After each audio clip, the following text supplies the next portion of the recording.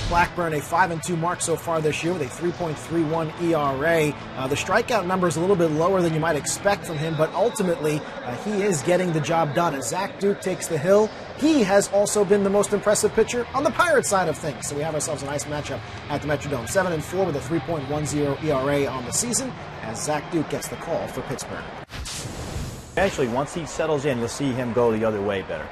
The 1-1 pitch on the way is tapped back to the box. Easy play for Blackburn. The throw is over to first and in time for the outs. Morgan won out by, I think it was 4 stolen bases, and so far we'll see how it goes at the major league level. Chopped over towards short. Harris is there for the easy throw to first, and there are 2 away here in the top half of the first inning. Hinske batting from the left side. Swinging at the first pitch. It's grounded over towards first. Justin Morneau is there, and Blackburn works a 1-2-3 inning here in the top half of the first. Brian Buscher's the DH. Mike Redmond's the catcher hitting 8th, and Nick Punto bats 9th and plays 2nd. First pitch swinging for Carlos Gomez. He lifts it into shallow right field. Bit of a hustle coming in for right fielder Brendan Moss, but he's able to make the play. All of a sudden, your strategy goes out the window when you're sitting with a constant 0-2 or a 1-2 on your plate. In this case, the 2-0 pitch is hit back up the middle and through for a base hit. So Brendan Harris looking to start things off for the Twins here in the bottom half of the first inning with a 1-out single. 1-1 pitch on the way. And this hit into the opposite field in the gap. It's going to get down for extra bases. Harris is rounding second. He's now making his way around third. Morneau is stopping up at second. The throw coming home to the plate is cut off. And scoring with the game's first run is Brendan Harris. An RBI double for Justin Morneau. Minnesota's lead is 1-0. A ball and 2 strikes to Gadier, the pitch on the way, and that one is fouled over towards the right side. LaRoche is going to give a chase, and he's able to make the play. He showed a little bit of it right there, although hooked it a little bit too far foul as the 3-2 pitch comes in once again. This one's lifted opposite field, and coming on to make the play is Nyjer Morgan. He had to make a couple of hesitation steps backward before making the play, but not before Minnesota picks up a run. Justin Morneau with an RBI double into left center field gives the Twins the early 1-0 lead. We go to the top half of the second.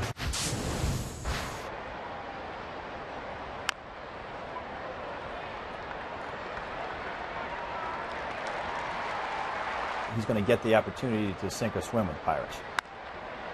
Tapped over towards third. The play is made by Creedy, and he throws across the diamond in time for the out, 2 away. This is a guy that was 4 for his last 28 and 0 for his last 15.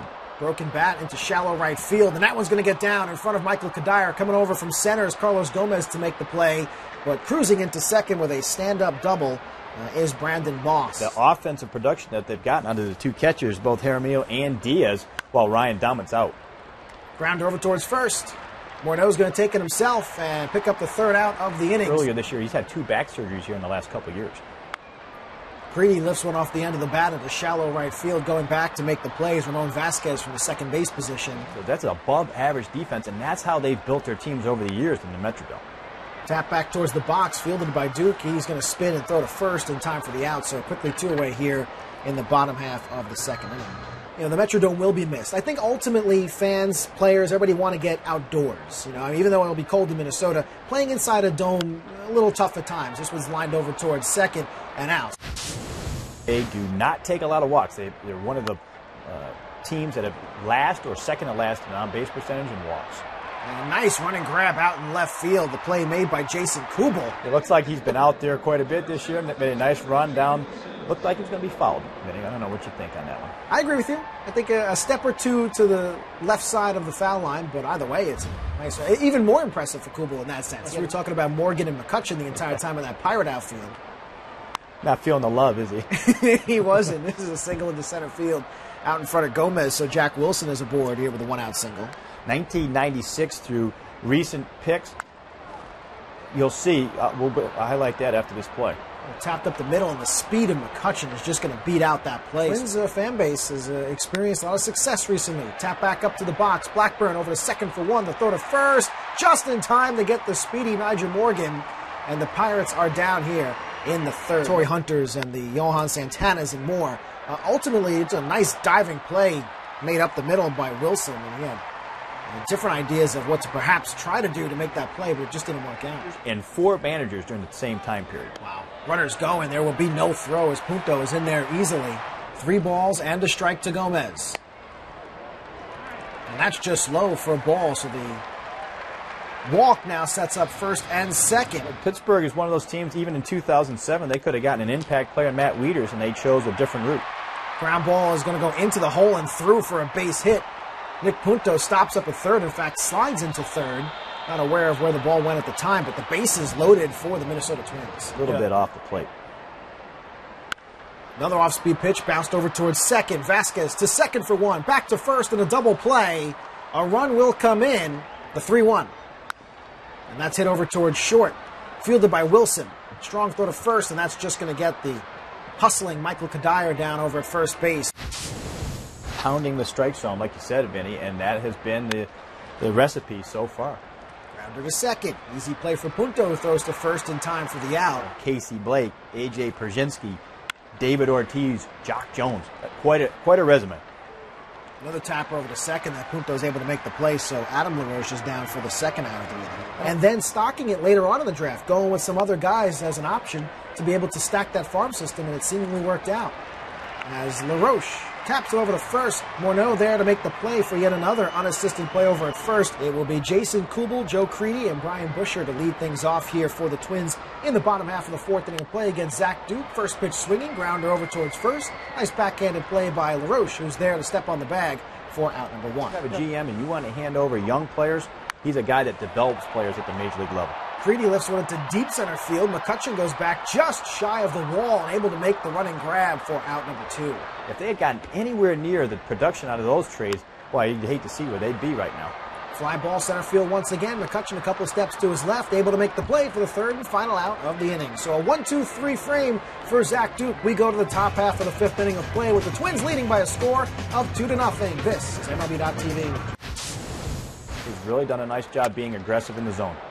One of the very first line drives actually hit by anybody in a Pirate lineup, and it's a first pitch base hit for Brandon Moss back up the middle. They're doing some good things, but there's still some things as a young team you see them being a little overly aggressive. Ground to the second. Here it is once more. To second for one. To first for two. Double play.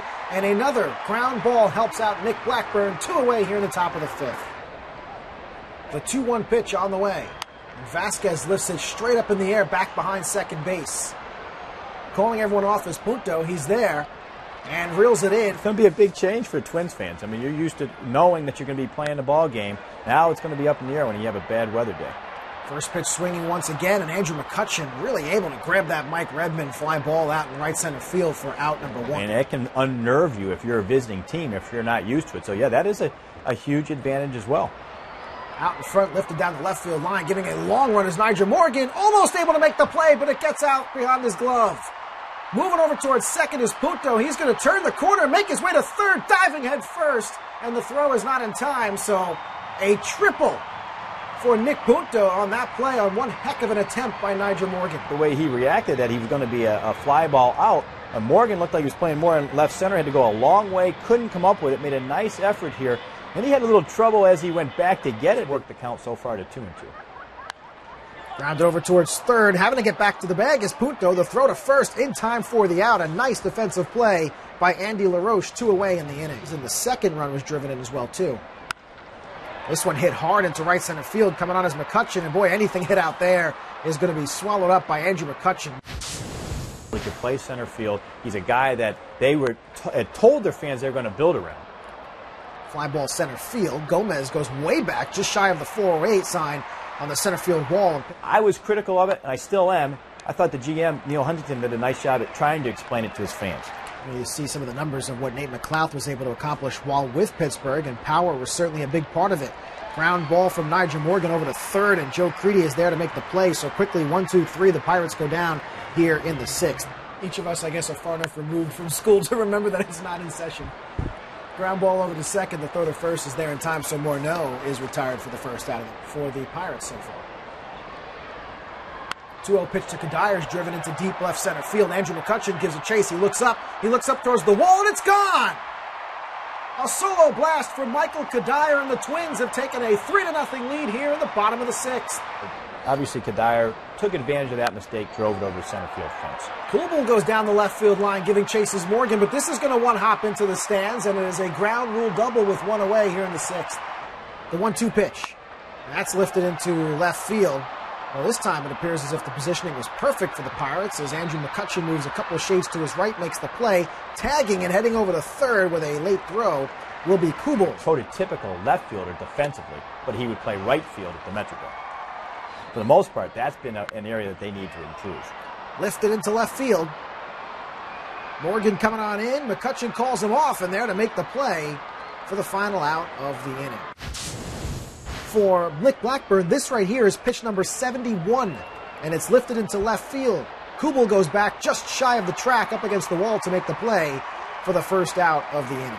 To the Metrodome, without really knowing until you play in it for about a year or so. And defensively, he certainly is going to hold up his own as well, too. This one lifted first base side. Morneau goes back, calls everyone off, and there to make the play in foul ground for the final out. Obviously, the injury to Tyler Yates, who was a big part of their bullpen, that impacts them too. And of course, if you don't have a ton of strikeouts, it makes it hard to get outs. It's talked about to the staff in general, especially when you have a young staff, they tend to pick a little bit too much. He's been very aggressive. Throw over towards first from Wilson is there for the second out of the inning.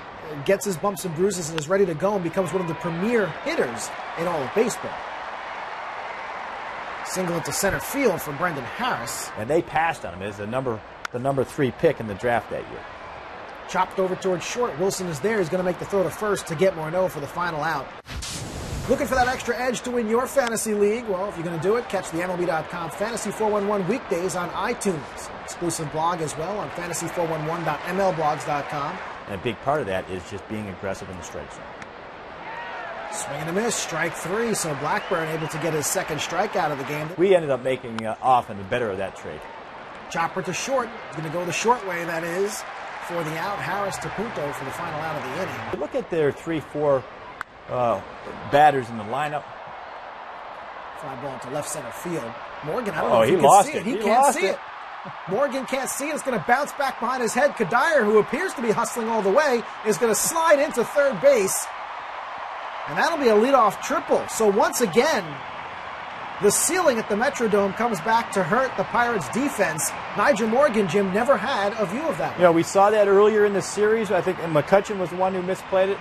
Didn't catch the ball off the bat because, you know, you're not used to that in other ballparks. Ground over to first. A nice grab by LaRoche, and I believe he's also going to hold the runner. Yes, he does. Kadire unable to get off the bag on that play. LaRoche really made that look easier than it is. This one hit to third. They're going to go home with it. The throw is in time to get Michael Kadire. So a nice throw from third base from the other LaRoche to home, where Jaramillo's there to make the tag. Got his right leg down in the way of Kadire, so any slide wouldn't have worked. This is hit deep to right field. Way up towards the foul pole. Will it have the distance? It certainly does. This ball is gone. A home run off the bat of Brian Busher, and the Twins, with that 2-run shot, take a 5-0 lead. You talk about 3-4 hitters in the game now. These two guys, I think, are unheralded. You got to put them up there with Teixeira and A-Rod, Mauer, Morneau, Utley, Howard, Beltran, and Wright. Those 4 groups, for me, are the best 3-4 hitters in the game. Yeah, so you try to get this done the next 10 to 15 pitches. Let him go. Hit over towards third. What a grab by Joe Crede on a line drive. Obviously, he's battled back problems, but when he's healthy, he is a Gold Glove caliber third baseman. As that leadoff guy gets on, all of a sudden Gardenhire's got his foot on the gas just in case. And once more, another line drive by Nyjer Morgan. And who's there to make the play but Joe Crede? The 2-0 pitch on the way. It's laced. This is deep into right field, going back. And just over the glove of Michael Kadire up against the wall. So Hinske will make his way in with a double. He turns, a wide turn, but makes his way back to second base. The 2-2 ripped up the middle and through for a base hit. Kadire comes over to make the play. The run will score, though. And it is a 5-1 game, trying to let Blackburn get through this one. Ground ball towards second. Grabbed on a dive by Punto. The throw to first. A nice defensive play puts a capper on this one.